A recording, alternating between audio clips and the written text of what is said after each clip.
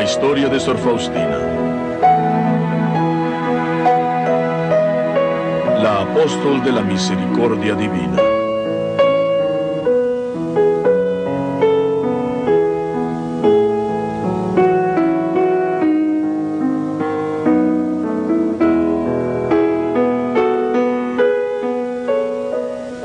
El padre Serafín Mikalenko es miembro de la congregación de los Padres Marianos de la Inmaculada Concepción de la Bendita Virgen María. En 1979 fue nombrado vicepostulador de América del Norte para la causa de la beatificación de Sor Faustina. Ya ha trabajado más de 10 años en el asunto, los últimos 3 en Roma. Hablamos con él sobre Sor Faustina y la devoción a la misericordia divina en el balcón fuera de su oficina en Roma. Padre Mikalenko, usted está aquí en Roma para promover la causa de la beatificación de Sor Faustina, monja polaca que murió en el año 1938. ¿Acaso podría contarnos un poco acerca de los primeros años de su vida? Ya desde sus primeros años, ella sintió un llamado a seguir los caminos del Señor. Aún siendo niña, decía que un ángel la despertaba para orar, pero su madre le decía a ella que si no dormía más, la niña se volvería loca. Su padre le leía cuentos de monjes y ermitaños y la niña estaba convencida de que algún día iba a ser como ellos. Nació en Polonia Central en el año 1905, siendo la tercera de 10 niños. Sus padres le pusieron el nombre Elena Kowalska. Gente humilde del campo, sus padres nacieron y pasaron su vida en Polonia Central, en un pueblito llamado Głogowiec, cerca del centro mercantil de Piotek. Głogowiec forma parte de otro pueblo más grande y muy antiguo que se llama Świnice Warecki, ubicado en el corazón de Polonia. Fue aquí en esta misma casa que una niña vino al mundo el 25 de agosto de 1905. Esta niña, Elena Kowalska, después conocida como María Faustina del Santísimo Sacramento, ingresó en la congregación de Nuestra Señora de la Misericordia en Varsovia. En realidad, el nacimiento tuvo lugar en un cuarto de la parte más al fondo de la casa. Entremos a la casa de los Kowalski.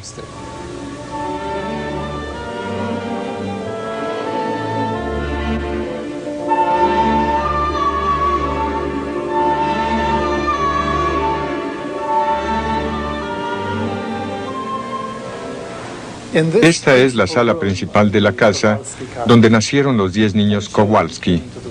Había una cama en esta esquina.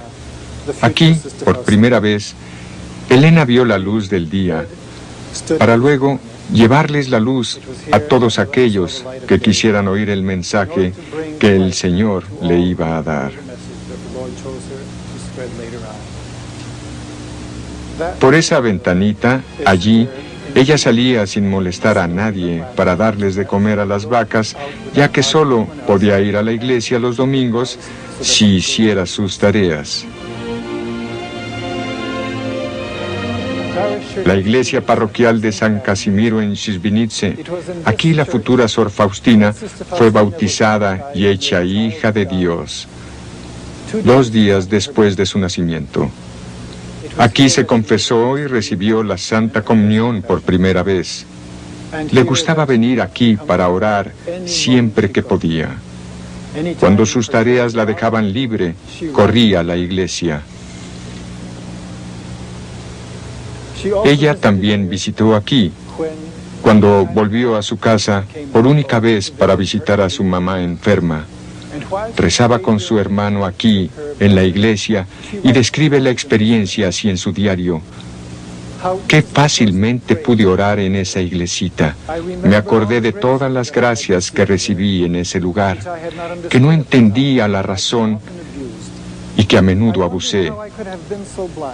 Me extrañé ante mí misma cómo pude haber sido tan ciega, y mientras estaba lamentándome de mi ceguera, de pronto vi al Señor Jesús, radiante con una belleza increíble, y me dijo con benevolencia: Ejida mía, te concederé mayores gracias todavía para que seas la testiga de mi misericordia infinita durante toda la eternidad. Ya un poco mayor, Empezó a trabajar por varias familias en la vecindad. El llamado a la vida religiosa se intensificaba, pero sus padres no querían oír nada de su vocación de entrar a un convento. Ella, pues, trató de abandonar la idea. Pero un día, cuando asistía a un baile con su hermana, se le apareció el Señor en forma suficiente y le preguntó: ¿cuánto tiempo tendré que soportarte y hasta cuándo me engañarás? En respuesta a su pregunta, la muchacha dejó el baile y se fue a la iglesia más cercana, que era la catedral. Se postró ante el Santísimo Sacramento y rogó al Señor que le hiciera saber lo que debía hacer. ¿Qué te gustaría que yo hiciera?, le preguntó. Oyó las siguientes palabras dentro de su ser: parte de inmediato para Varsovia, allí estarás en un convento. Y así lo hizo inmediatamente. Esa misma tarde se marchó a Varsovia. Su tío la llevó a la estación de ferrocarril, donde ella sola esperó que llegara su tren a Varsovia. Siendo su familia tan pobre, no tenía más posesiones que la ropa que llevaba. Pero mientras el tren se acercaba, recobró todo su valor y se animó para empezar la jornada que el Señor había pedido que se hiciese. Al subir al tren sintió gran tristeza en saber que su acción iba a causarles dolor a sus padres, pero sentía más intensamente la necesidad de obedecer a él, a quien tanto había amado desde que tenía 7 años. Al llegar a Varsovia, puso toda su confianza en Nuestra Señora y pidió a la Madre de Dios que la guiase. Puesto que no conocía a nadie en aquel lugar, oyó palabras en su alma que le dijeron que buscase hospedaje fuera de la ciudad. Al día siguiente, volvió a la ciudad y entró en la primera iglesia que vio, la iglesia de San Santiago. Durante la Santa Misa oyó esas palabras: ve a ese sacerdote y dile todo, él te dirá lo que debes hacer. Después fue a la sacristía y le contó al sacerdote lo que había pasado en su alma. Le pidió que le aconsejara en qué convento debería ingresar.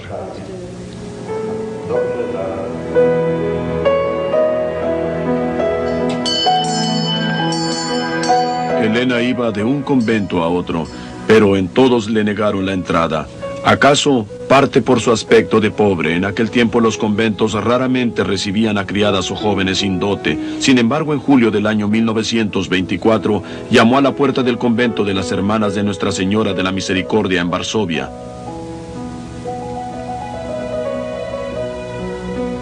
Al principio, la Madre Superiora no quería verla.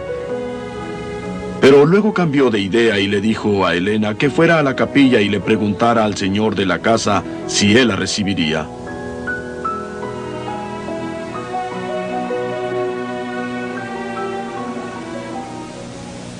Señor y maestro de esta casa, ¿me recibes? El Señor respondió: te recibo, estás en mi corazón. Luego la Madre Superiora le preguntó si el Señor le había aceptado, y ella dijo que sí. Entonces dijo ella: yo también te aceptaré.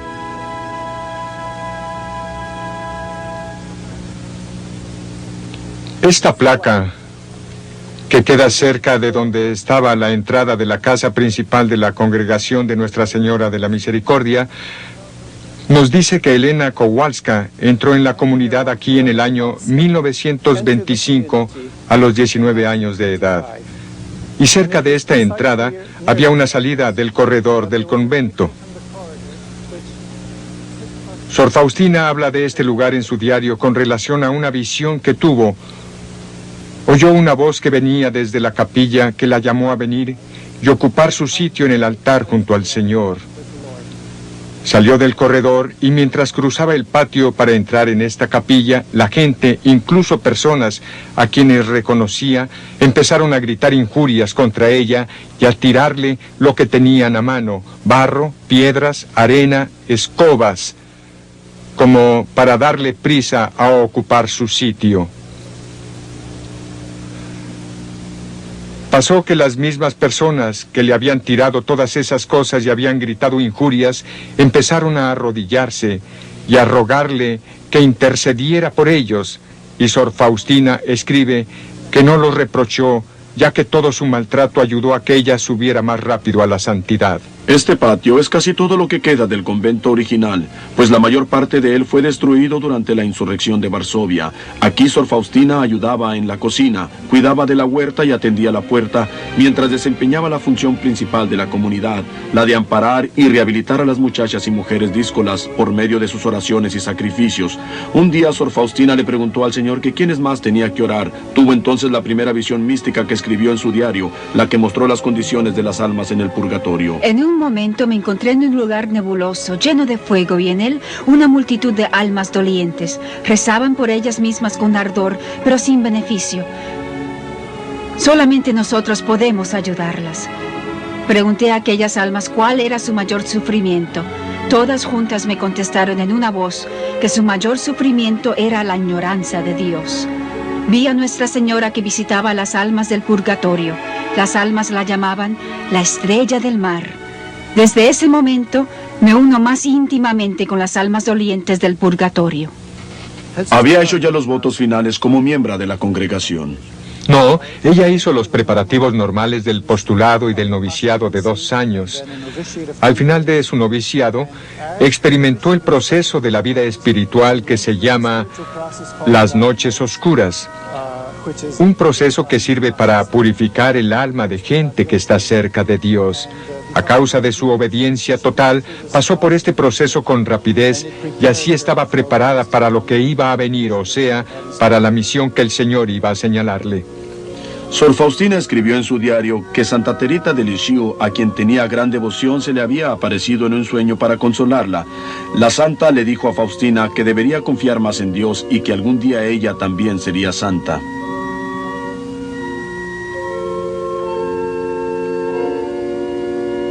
Estoy en la capilla de la comunidad de las Hermanas de Nuestra Señora de la Misericordia, que está en las afueras de Cracovia, en un lugar que se llama Bagievniki. En esta casa de las hermanas, Sor Faustina recibió su formación en la vida monarcal durante un noviciado de 2 años. En esta capilla, Sor Faustina tomó el hábito y recibió su nombre de religiosa. También aquí hizo los votos temporales y 5 años más tarde, los votos perpetuos. Aquí, delante de este altar donde ahora se ve un cuadro de la Misericordia Divina, Sor Faustina pasó muchas horas en oración. Antes había un cuadro del Sagrado Corazón de Jesús en un lugar favorito suyo para orar.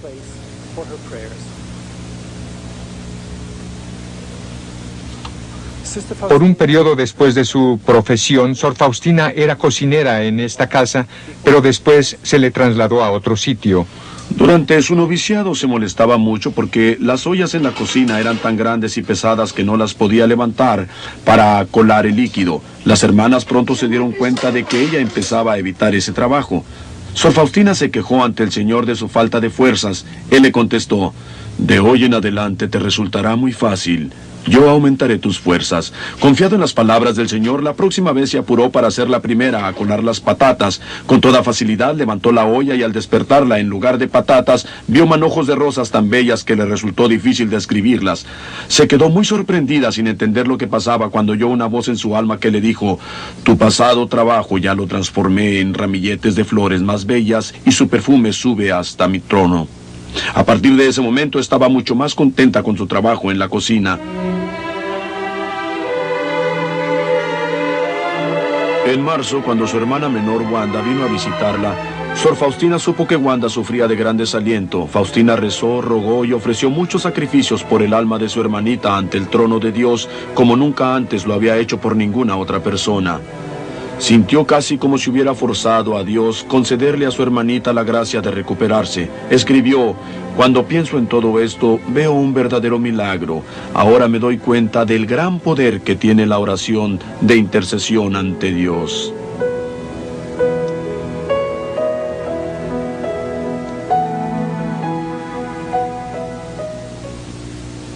Ahora pues, ¿cómo comenzó lo que llamamos la devoción a la misericordia divina y cómo comenzaron sus comunicaciones interiores con Cristo?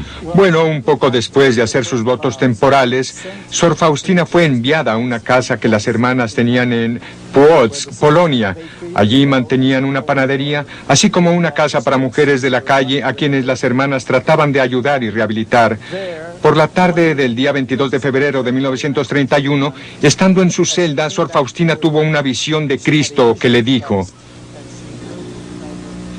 pinta una imagen según el modelo que ves con la firma de Jesús. Confío en ti. Deseo que esta imagen sea venerada primero en vuestra capilla y luego en todo el mundo. Cuando Sor Faustina le contó todo eso a su confesor, recibió la siguiente respuesta: eso refiere a tu alma, claro, pinta la imagen divina de tu alma. Después de recibir esa interpretación, oyó palabras como estas: mi imagen ya está en tu alma. Quiero que esta imagen que pintarás con pincel sea solamente bendecida el primer domingo después de la Pascua. Ese domingo será la fiesta de misericordia. La Madre Superiora le dijo que fuera a buscar el consejo de un sacerdote, pero su padre confesor tampoco le entendió. Así que iba del uno a la otra, del confesor a la superiora, sin que le entendieran. A pesar de esas tribulaciones, su fe la sostuvo e hizo sus votos perpetuos en la capilla en Cracovia en el año 1933. Poco después fue enviada al convento de Vilnius, que estaba en el campo. Allá pasó casi 3 años de su vida. Sor Faustina emprendió el viaje a Vilnius muy contenta porque había obtenido permiso para visitar en camino el santuario muy célebre de Polonia de Nuestra Señora de Częstochowa. Allá Faustina también vería la imagen milagrosa de Nuestra Señora de Jasnagóra. Jasnagóra, nombre que quiere decir colina clara, es el nombre de la colina en el cual se construyó el santuario. Ya por la mitad del siglo XV era muy famoso por toda la Europa central. La historia de Nuestra Señora de Częstochowa está íntimamente relacionada con la historia de Polonia. Se cree que la imagen fue pintada por el mismo San Lucas. Se le ha venerado en Częstochowa por más de 600 años. Los peregrinos vienen de toda Europa y de todo el mundo entero para venerar a esta imagen milagrosa. Y en este lugar, Sor Faustina le ofreció sus votos perpetuos a la Madre de Dios. Nuestra Señora le dijo: no temas nada, mi hija fiel. Proclama con ánimo la misericordia divina a toda la humanidad, que las almas se llenen de confianza hacia Él. La misericordia es el adorno más grande del trono de Dios.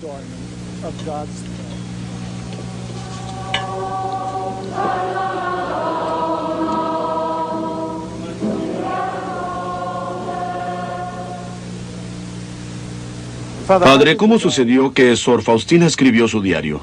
Su confesor se lo pidió. Le pidió que pusiera en forma de diario todo lo que le ocurría en su alma para que él pudiera leerlo de vez en cuando para poder dirigirla mejor. Una de las primeras inscripciones en su diario lee así: debo tomar nota de los encuentros de mi alma contigo, oh Dios, en los momentos particulares de tus visitas. He recibido esta orden de quien te sustituye para mí, oh Dios, aquí en la tierra, y me enseña tu santa voluntad.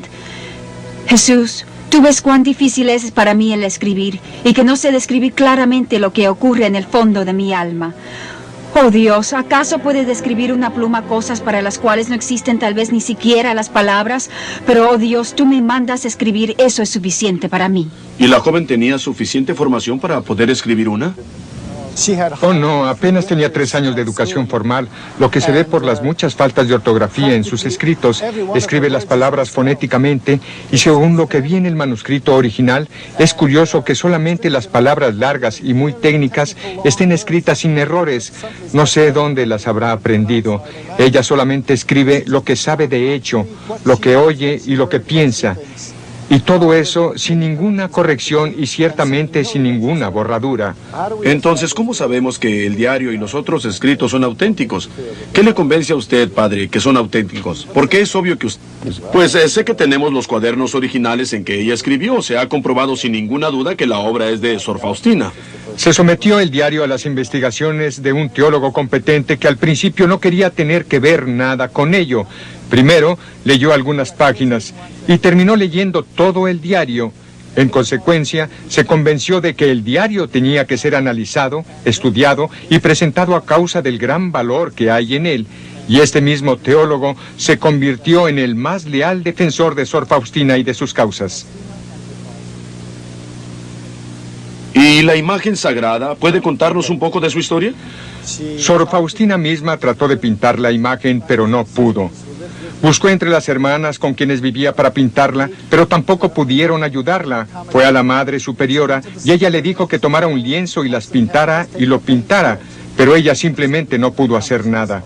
Estamos haciendo una suposición muy grande de que todo el mundo creía en Faustina, pero ¿creían realmente los superiores que ella hubiera recibido estos mensajes de Cristo? En aquel momento no sabía nada. Ella simplemente hizo un pedido y ellos respondieron. Ella no le decía a todo el mundo, tuve una visión, de modo que nadie sabía que ella tenía visiones o nada de ese tipo. Bueno, entonces, ¿cuándo se hizo evidente que ella de hecho tenía visiones? Nunca. Habían solamente unas pocas de sus superioras y solamente el director espiritual que sabía algo de su vida interior de Faustina y de lo que padecía con relación a esta misión suya. El director espiritual a que se refiere es el padre Miguel Sopoco. Aunque no estaba muy convencido al principio, encargó al artista Eugenio Kayashowski que pintara la imagen de Jesús. He visto muchas versiones distintas de esta imagen. ¿Cuál fue la reacción de Sor Faustina respecto a la última versión pintada antes de su muerte? Muy descontenta. Más tarde escribe en su diario que al volver de la casa del artista después de ver la imagen, fue a la capilla del convento y lloró amargamente. Se quejó, Señor, ¿quién te pintará tan bello como de verdad eres? No en la belleza del color ni del pincel está la grandeza de esta imagen, sino en mi gloria. No nos sorprende que muchos artistas fueran invitados a pintar a la imagen según las instrucciones de Sor Faustina, artista de Polonia, de las Américas, del Japón, de Inglaterra y de muchos otros países del mundo. Aquí se ven unos ejemplos de las varias tentativas. Pero la que se ha difundido más que cualquier otra en esta, del artista Gila.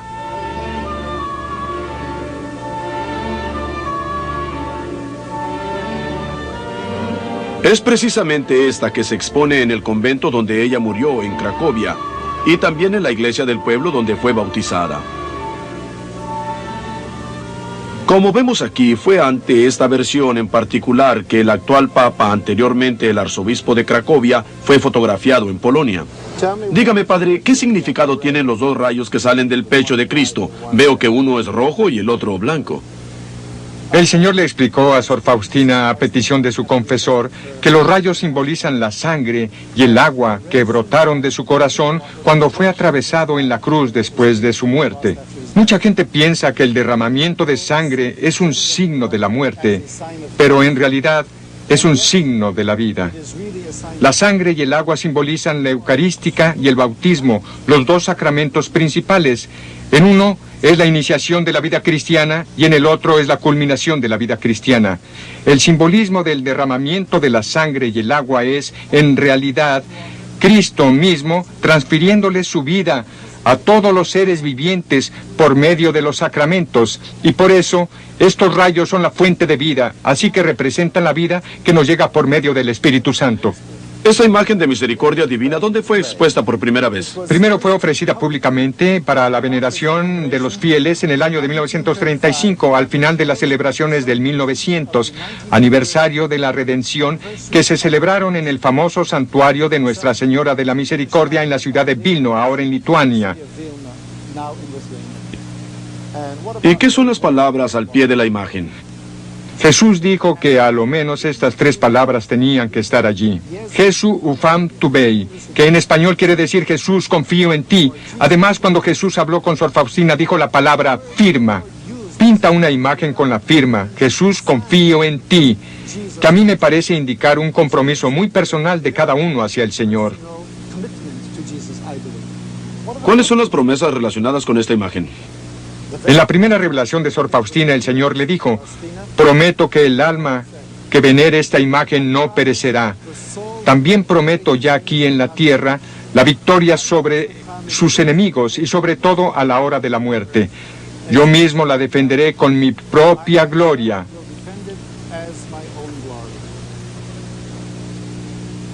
Ahora quisiera hablar sobre la devoción del Rosario de la Misericordia. El Rosario de la Misericordia tiene su origen en una visión que Sor Faustina tuvo un viernes por la noche del 13 de septiembre de 1935, en vísperas de la fiesta de la exaltación de la Santa Cruz. tuvo una visión de un ángel que venía a la tierra con rayos de trueno en las manos para castigar a una cierta ciudad. La hermana se sentía incapaz de impedirlo.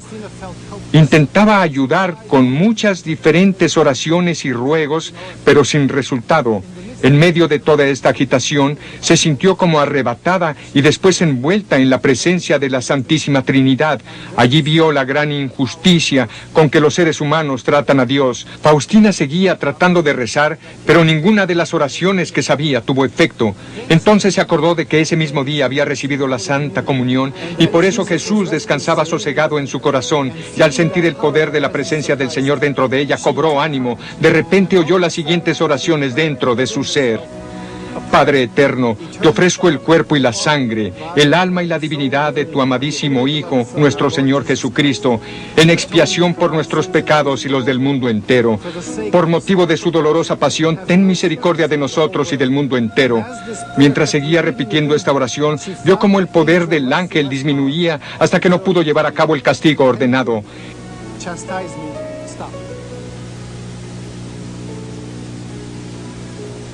El día siguiente, al entrar a la capilla, oyó una voz que le dijo: cada vez que entres a la capilla, reza enseguida las oraciones que te enseñé ayer, y recibió instrucciones sobre cómo recitarla. ¿Cuáles son las instrucciones? O sea, ¿cómo se reza este rosario de la misericordia? Las instrucciones eran que se rezara primero un Padre Nuestro, un Ave María y un Credo. Luego, en un rosario común, en las cuentas correspondientes al Padre Nuestro, se dice la oración: Padre eterno, te ofrezco. En las cuentas del Ave María se dice: por motivo de su dolorosa pasión, ten misericordia de nosotros y del mundo entero. Después de rezar las 5 décadas, se dice 3 veces para terminar: Santo Dios, Santo Poderoso, Santo Inmortal, ten piedad de nosotros y del mundo entero. ¿Y está bastante divulgada esta forma de oración? Parece que esta oración le importa mucho al Señor y quiere que se rece con toda frecuencia. De hecho, muchas veces el Señor le pide a Sor Faustina que hiciera unas novenas usando esta oración. En una parte de su diario, Sor Faustina escribe: y el Señor me hizo saber que se puede obtener todo por medio de esta oración. En otra parte el Señor dice: hija mía, insta a las almas a rezar el rosario que te he dado. A través del rezo de este rosario, me agrada concederles todo a los que me pidan. Cuando los pecadores empedernidos lo recen, colmaré sus almas de paz y la hora de su muerte será feliz. Entiendo que la hermana también recibió unas revelaciones del Señor en las que pidió que se estableciera una fiesta especial en honor de la misericordia divina. ¿Se ha hecho algo sobre esto? Sí. El Señor quiere que se venere su imagen de la misericordia divina en todas las iglesias por todo el mundo, particularmente en una celebración el primer domingo después de la Pascua de la Resurrección. El Señor quiere que ese domingo en particular se conozca como la fiesta de la misericordia. El mismo Señor promete que aquellos que en ese día se acerquen a la fuente de vida, o sea, a la Santa Comunión, serán perdonados todos sus pecados y castigos. Es como un segundo bautismo, según la explicación dada por uno de los teólogos que investigó los escritos de Sor Faustina.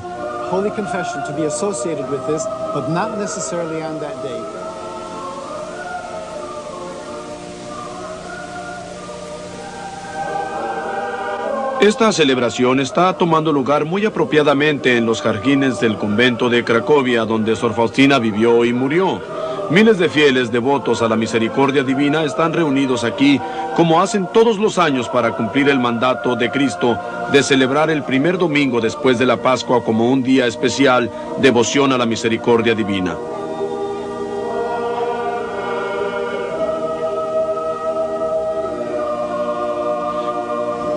Creo que hubo un periodo en que la devoción fue prohibida por el Vaticano, ¿verdad? Es cierto, y duró 20 años. ¿Y cuánto y por qué pasó eso? La prohibición ocurrió en el año 1959 a causa de defectos en las traducciones de su diario. No se comprendía la manera en que ella escribía. Por ejemplo, habían tantas faltas de puntuación que la gente creía equivocadamente que las palabras que ella había citado, como dichas por Jesús, hacían alusión a ella misma. Y claro, resultó que la acusaron de varios errores serios. Así pues, las autoridades en Roma tuvieron que actuar. Por todo esto, no debe mirarse con ceño, ya que Sor Faustina misma le escribió a su director espiritual en su diario que vendría un tiempo cuando todo el trabajo que ellos habían hecho parecería totalmente perdido. ¿Y cómo ocurrió que levantaron la prohibición? ¿Habían impulsos desde Polonia o desde Roma, o una combinación de los dos?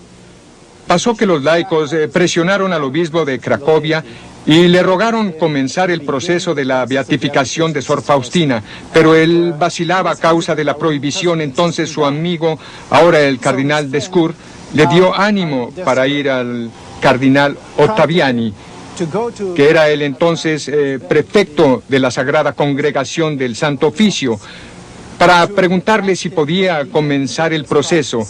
Y el cardenal le dijo: ¿y cómo? ¿No lo han hecho todavía? Hay que darse prisa antes de que los testigos desaparezcan. Inmediatamente el arzobispo avisó a su coadjutor en Cracovia que comenzara el trabajo. Así que, aún antes de levantarse la prohibición, el proceso se puso en marcha. Volviendo un momento al asunto de la fiesta, padre. ¿La fiesta ahora existe oficialmente en la iglesia? Todavía no. Su confesor permitió que Sor Faustina celebrara la fiesta privadamente y durante muchos años el Señor también la instaba a observar ese día como fiesta, y cuando ella seguía sus directivas, el Señor le expresaba su gusto y su agradecimiento. Creo, padre, que habían otros factores asociados con esta fiesta de la misericordia divina, además de la cuestión de su institución. Sí, por cierto. En particular, en muchas ocasiones el Señor le pidió a Sor Faustina personalmente que la celebrara, y también pidió que ella rogara a la Madre Superiora para que todo el convento celebrara una novena a la misericordia divina durante los días antes de la fiesta de la misericordia divina, el primer domingo después de la Pascua. O sea, el Señor le rogó que celebrara una novena desde el Viernes Santo hasta el sábado, antes del primer domingo después de la Pascua. El Señor aún le dictó a ella las intenciones por las cuales Él quiere que se ruegue en cada día de la novena. Ella las escribió y luego compuso oraciones para cada intención. Me parece que cuando se trata de la devoción a la misericordia divina, el centro esencial es el Rosario de la Misericordia. Exactamente. Es que por medio de esta devoción, rezando el rosario, lo que hacemos en realidad es expresar nuestra confianza en la palabra de Jesús.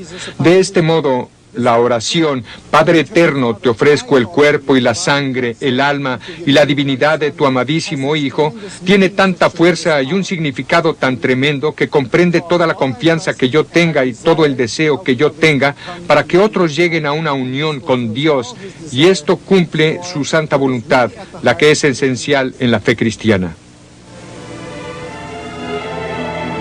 Sor Faustina intercedía por los pecadores no solo por medio de sus oraciones y sufrimientos. Cuando, por ejemplo, se ponía a hacer ganchillo, se inspiraba y le pedía al Señor que salvara a tantas almas como puntos que hacía con el ganchillo. Entonces oyó estas palabras en su alma: Hija mía, demasiado grandes son tus exigencias. Sabes, Jesús, que durante 30 años salvabas las almas por medio de este tipo de trabajo. Por eso te pido, Señor, acepta estas narderías que llevan el sello de la obediencia como si fueran grandes cosas. Luego oyó en su alma: Querida hija mía, concederé lo que me pides. Cuanto más confíe un alma, tanto más recibirá. El 25 de marzo de 1936, en la fiesta de la Anunciación, la hermana escribió en su diario: Entonces vi a la Madre de Dios que me dijo: háblales a las almas de esta gran misericordia, mientras dura el tiempo para otorgar la misericordia. Si ahora tú callas, tendrás que soportar la responsabilidad de un gran número de almas en ese día terrible. No temas nada, sé fiel hasta el fin. La gran devoción de Sor Faustina a Nuestra Señora aparece otra vez en su diario el 8 de diciembre de 1937, fiesta de la Inmaculada Concepción. Hizo los preparativos para la fiesta con gran entusiasmo y durante los 9 días antes de la fiesta, personalmente saludó a la Virgen por rezar 1000 Aves Marías por día en su honor. Dios te salve María, llena eres de gracia, el Señor es contigo. Bendita tú eres entre todas las mujeres y bendito es el fruto de tu vientre, Jesús. Santa María, Madre de Dios, ruega por nosotros pecadores, ahora y en la hora de nuestra muerte. Amén. Dios te salve María, llena eres de gracia, el Señor es contigo. Bendita tú eres entre todas las mujeres y bendito es el fruto de tu vientre, Jesús. Santa María, Madre de Dios, ruega por nosotros pecadores, ahora y en la hora de nuestra muerte. Amén. El día de la fiesta, Sor Faustina escribió: Antes de la Santa Comunión, vi a la Madre Santísima increíblemente bella. Me sonrió diciendo: Hija mía, por orden de Dios, he de ser tu madre de un modo exclusivo y particular. Pero deseo también que tú seas mi hija de una manera particular.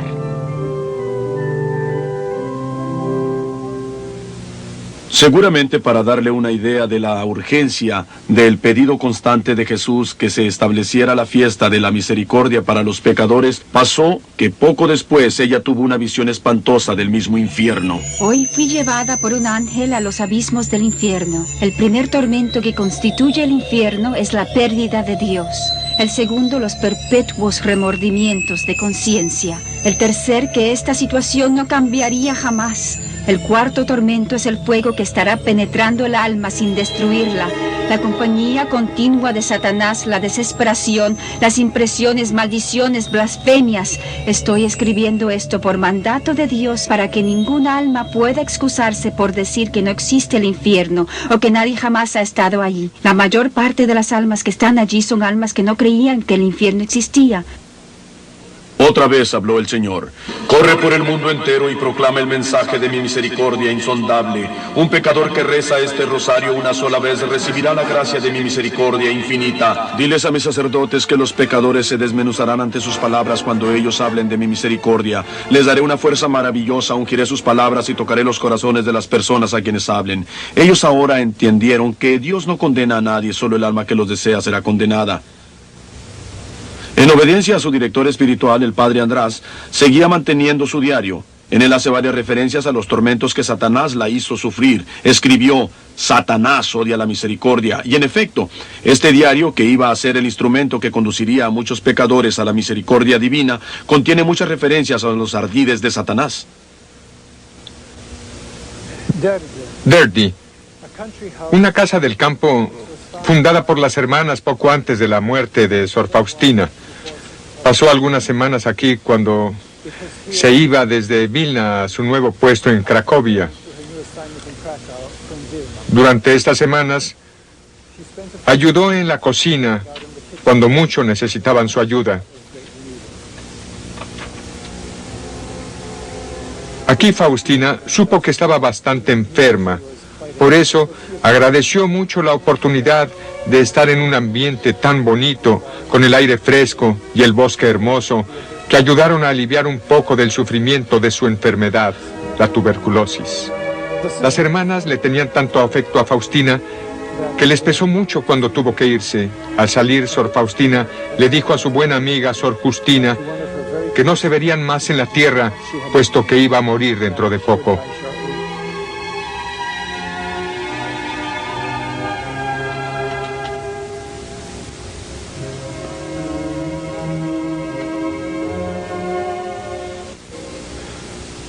Se quedó varios meses en el hospital de Pradnik, que se especializaba en tratamiento de tuberculosis. Esta es la capilla a donde la llevaban para orar con la comunidad.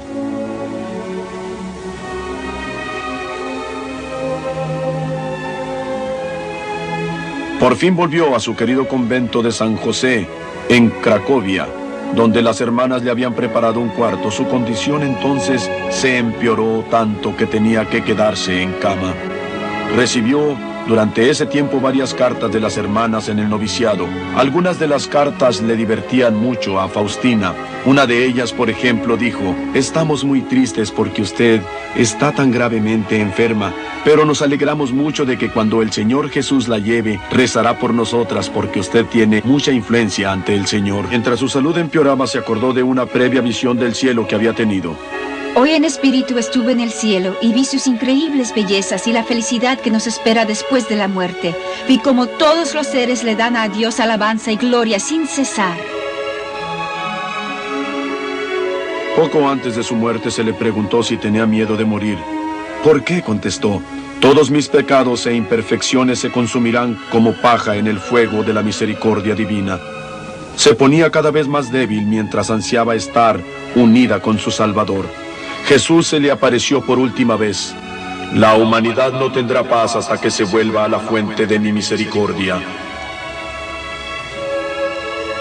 Entonces, después de unas pocas semanas en el convento donde había pasado tanto tiempo como la apóstol de la misericordia divina, y después de la última visita del padre Sópoco, su confesor, Sor Faustina murió el 5 de octubre de 1938. Rezaba su rosario hasta el último momento y al fin se encontró segura a los brazos del Señor.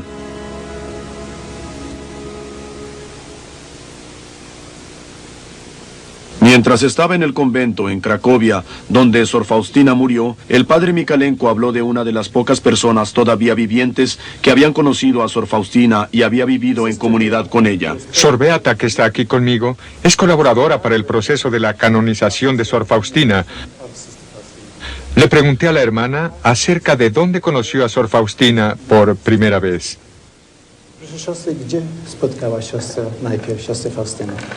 Yo conocí a Sor Faustina por primera vez cuando era una postulante joven, preparándome para ser monja. Me encontré con ella y varias otras hermanas en el cuarto del convento reservado para las novicias. Yo era tan ingenua que esperaba que las hermanas que se preparaban para los votos perpetuos tendrían aureolas sobre sus cabezas. Claro que no las tenían, pero me impresionó en particular la manera de santidad que tenía una de las hermanas que después supe que era Sor Faustina. En otra ocasión, cuando me encontré con ella, estaba yo preocupada sobre cuánto tiempo más iba a estar yo en este convento. Sor Faustina me dijo, entréguese a la voluntad de Dios, estará aquí mucho tiempo. No muy contenta con esta respuesta, le dije, ¿y quién sería usted, profeta?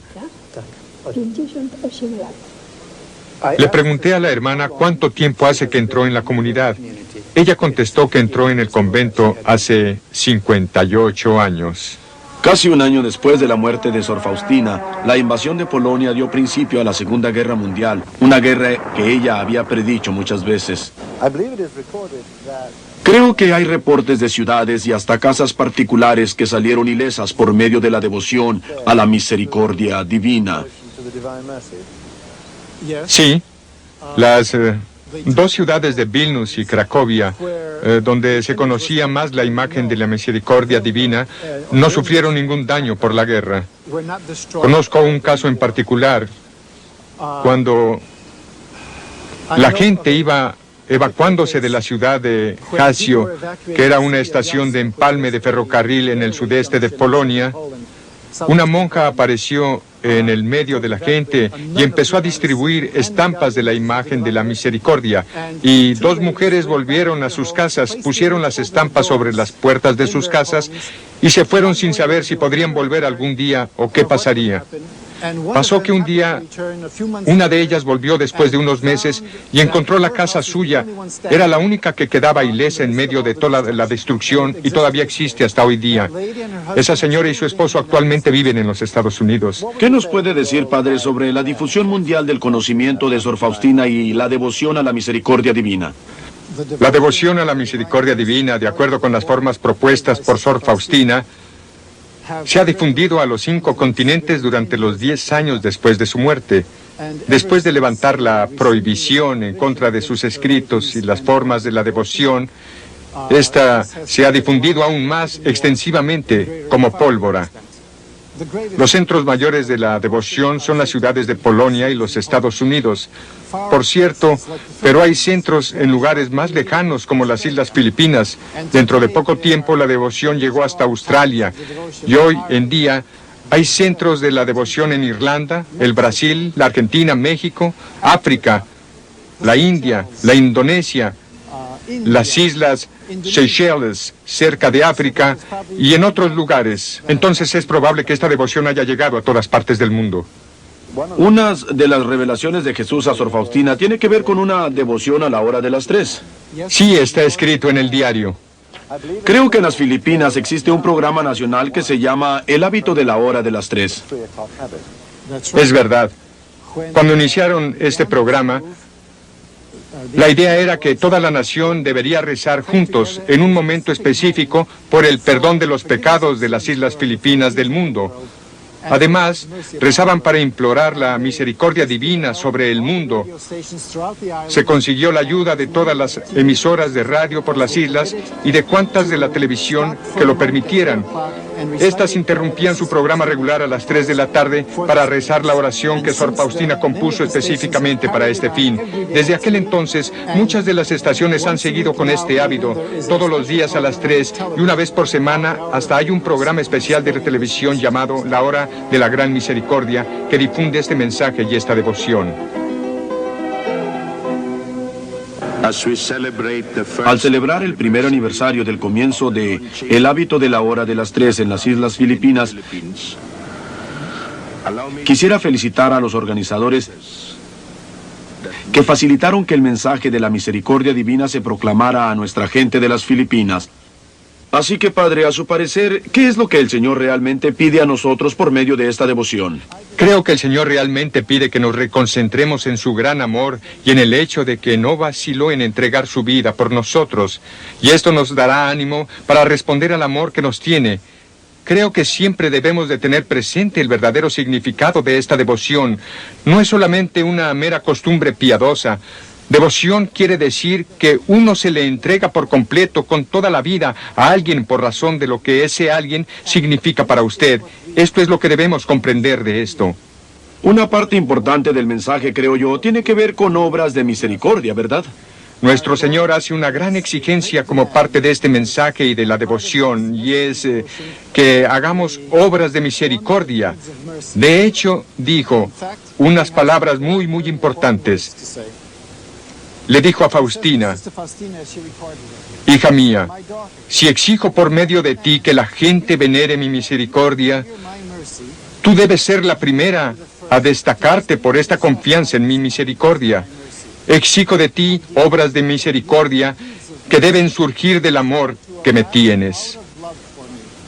Siempre y en todas partes debes mostrarles la misericordia a los prójimos. No debes pretender evitarlo, ni excusarte, ni absolverte de ello. Y luego dice, por medio de esta imagen, la que él pidió que ella pintara y propusiera para la veneración, concederé muchas gracias a las almas. Ella debe servir como recordatorio de las exigencias de mi misericordia, porque hasta la fe más fuerte no tiene valor sin obras.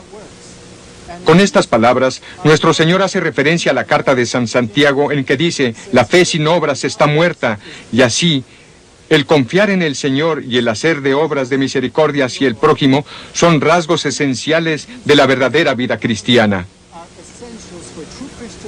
Por eso, las revelaciones dadas por Sor Faustina están de pleno acuerdo con los evangelios. ¿Y el diario de Sor Faustina, cómo figura en el proceso de la beatificación? ¿Constituye un aspecto fundamental del proceso? Es un accesorio, si lo podemos llamar así, o sea, la esencial prueba necesaria en el proceso de la beatificación es que la persona haya vivido las virtudes cristianas de una manera heroica. Y esto puede comprobarse solo por medio de los testimonios documentados por los testigos vivientes o por otros documentos de este tipo. ¿Y puede suponerse que le gustaría que los fieles rogasen por la causa de la beatificación?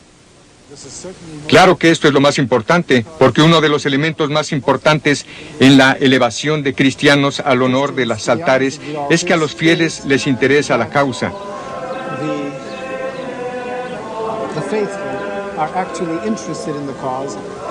Y que la persona presentada para recibir los honores en la iglesia tenga verdadera influencia o verdadero significado para la gran parte de la iglesia.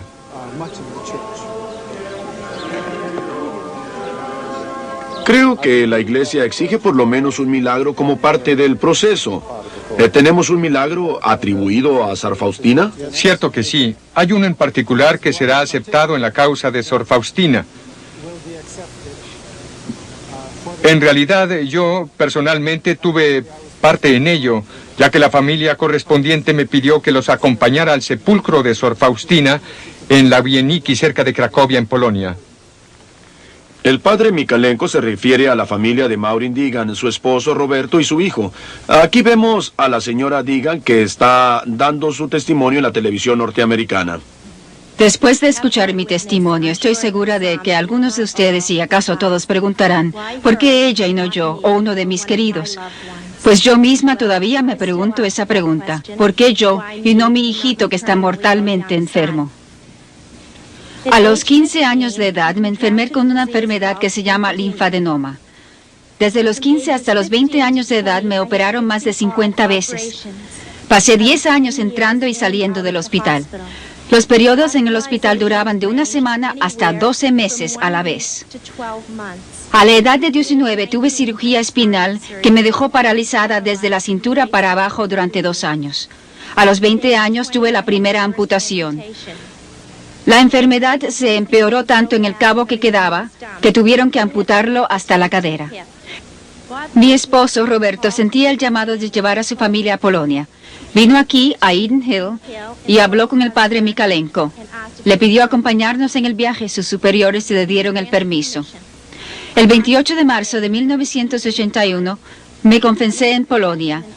Y de toda probabilidad fue la primera buena confesión que hice en muchísimos años.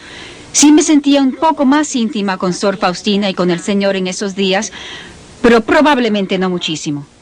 Esa noche del 28 de marzo, rezábamos por una curación cerca del sepulcro de Sor Faustina. Yo mantenía la misma actitud arrogante y me dije en voz baja, «Ok, Faustina, vaya, haga algo». Cesó el dolor y desapareció el hinchazón. Estaba convencida de que sufría de un colapso nervioso porque no creía en milagros. Metí papel higiénico en mis zapatos para que nadie se enterara de que no había hinchazón. Dejé de tomar las medicinas. Desde ese momento mi enfermedad desapareció por completo. He visitado a 4 médicos independientes y todos dijeron que esta enfermedad es una que no se cura nunca. Ella nunca entra en remisión y tampoco responde a las medicinas. Nuestro Señor escoge a quien Él quiera. Por cierto, le damos gracias por mi curación, que se está usando en el proceso de la beatificación de Sor Faustina. Y como dice el diario, cuan mayor es la miseria, mayor derecho ella tiene a la misericordia de Dios. Gracias. Y desde ese día, su enfermedad se ha desaparecido por completo y está en perfecta salud. Otra curación más reciente relacionada con la misericordia divina es la de Hugo Festa, hombre de 39 años de edad y padre de 2 hijos. El señor Festa padecía de la múltiple esclerosis, la distrofia muscular, además de un tipo muy grave de la epilepsia. El punto decisivo de su vida fue el encuentro de su santidad, el Papa Juan Pablo II, en Roma el domingo 29 de abril de 1990. El Santo Padre se le acercó mientras estaba sentado en su silla de ruedas, tenía en la mano unas estampas de la imagen sagrada de Jesús, la misericordia divina, y le pidió al Papa que las bendijera. Después de bendecirlas, el Santo Padre le dijo a Hugo que se entregara al corazón misericordioso de Cristo y que confiara en la intercesión de mi hermana Faustina, la monja polaca a quien fue revelada la imagen de la misericordia divina. Fue a Trento y en el 4º día de rezar ante la imagen grande de El Salvador Misericordioso, vio que la figura de Cristo en la imagen se puso como viva. Hugo decidió hablar francamente. «Levántame si puedes», le dijo a la imagen. En ese mismo momento la figura de Jesús salió de la imagen, se acercó y lo tocó. Hugo se encontró de pie fuera de su silla de ruedas, con los brazos levantados hacia la imagen. Se había curado por completo. Desde ese día hasta ahora, Hugo no ha cesado de rezar en acción de gracias por su curación milagrosa. El 29 de agosto de 1990, Hugo asistió a una audiencia del Papa en el que le contó lo que había acontecido en Trento como resultado de la directiva dada por el Papa. Le presentó al Santo Padre con un cuadro de la imagen de la misericordia divina firmado por las personas que habían presenciado el milagro de su curación en la Villa O Santísima en Trento. Cuando estaba en Roma el año pasado, el padre Mikalenko recibió esta información de Hugo mismo sobre su curación. La devoción de la misericordia divina inspirada por Sor Faustina se está difundiendo desde su base fervoroso en su patria a todos los rincones del mundo, y muchos miles de fieles por todo el mundo celebran el Día de la Misericordia Divina. Miles más todavía han vuelto a la fe gracias a esta devoción. La cantidad de libros y folletos sobre la devoción y la vida de Sor Faustina se ha multiplicado de una manera asombrosa y se hacen videos en todas partes del mundo. Una de las estaciones de televisión en los Estados Unidos incluso presenta el rezo del Rosario de la Misericordia Divina todos los días. En el año 1967, el entonces arzobispo de Craiova, Karol Wojtyła, cumplió los requisitos de la primera etapa en el proceso de la beatificación de Sor Faustina, principalmente debido a su intervención. Pero pasó que en abril de 1978 la Santa Sede revocó su decisión original y levantó la prohibición de los escritos de Sor Faustina. 6 meses después, el cardenal Karol Wojtyła, que se convirtió en el Papa Juan Pablo II, y sus fuertes lazos con Sor Faustina siguen hasta el día de hoy. Esto se ve claramente, por ejemplo, en su participación en una misa de celebración durante una de sus visitas a Polonia, y en otra ocasión en su directa referencia al nombre de Sor Faustina durante una audiencia general en Roma el 10 de abril de 1991. En aquel entonces el Santo Padre dijo que las palabras de la encíclica sobre la misericordiosa divina nos recuerda la figura de la sierva de Dios, Sor Faustina Kowalska, que trajo el mensaje de la Pascua de Cristo misericordioso más cerca de Polonia y del mundo. Sor Faustina murió en el año 1938, pero su influencia aumenta día por día como una prueba viva de sus propias palabras. Siento sin duda que mi misión no terminará con mi muerte, sino que comenzará. Oh, almas que dudan, les correré un poco las cortinas del cielo para convencerlas de la bondad de Dios, para que no sigan hiriendo el dulcísimo corazón de Jesús con su desconfianza. Dios es amor y misericordia. Señor y maestro de esta casa, ¿me aceptas? Te recibo, estás en mi corazón. Sor Faustina, la apóstol de la misericordia divina.